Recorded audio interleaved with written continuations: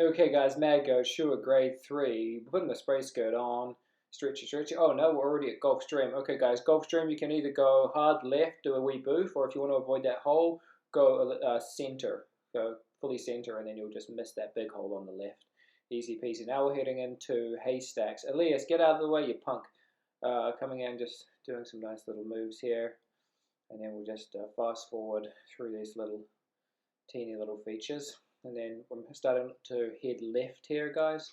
The river goes left, so I'm heading left. And then you can either just stay in the center, or if you want a bit more funk, you can either head to, see I'm heading more to the right, going for a booth, or you can head to the left. So this is kind of low flow.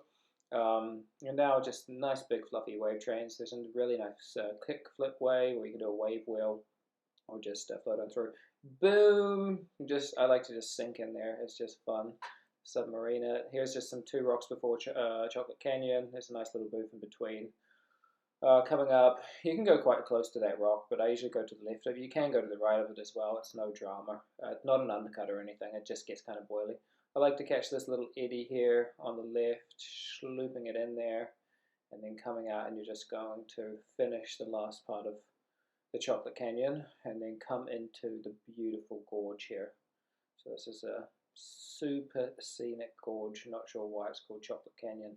Some people think it's the rocks are brown, but they're not really brown. I think it's because the raft guides give chocolate to their guests here. Alright, going for a little Eskimo roll, which is a derogatory way to say kayak roll because that's not PC. So kayak roll, up we come.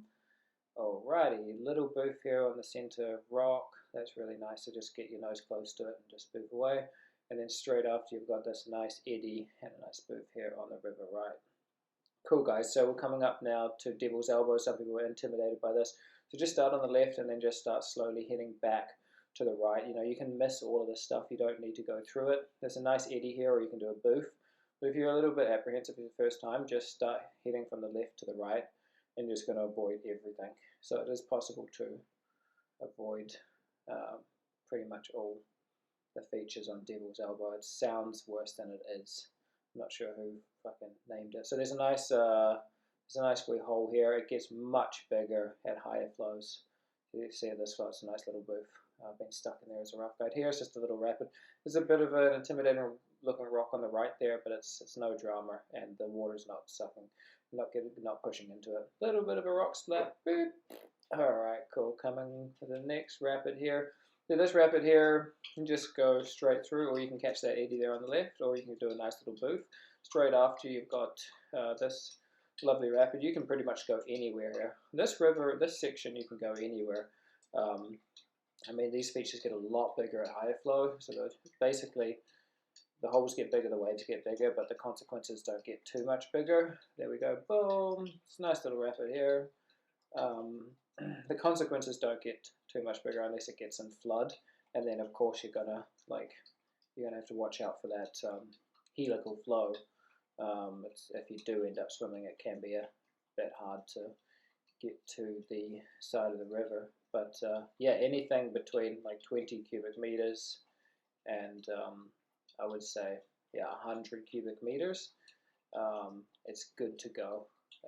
It's just the features are gonna get bigger or smaller, but still pretty much the same lines. Coming on here down this nice little cliff there on the left, you can scoot right by it. Here's a really nice wave. It's called Yogan's wave. So if you've got a playboat, you can come down here, and that's where they do the playboating. Or you could do a kickflip or a wave wheel. It's the Sjoa Playrun, so it's for playing.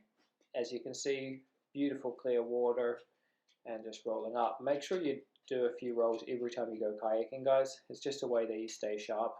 Just like anything, if you don't practice it, you will lose it. Cool, coming here, the bridge before the rapid. There's a beautiful little eddy here on the left, coming in, and then coming out again. Nice wave, and there's a hole there as well.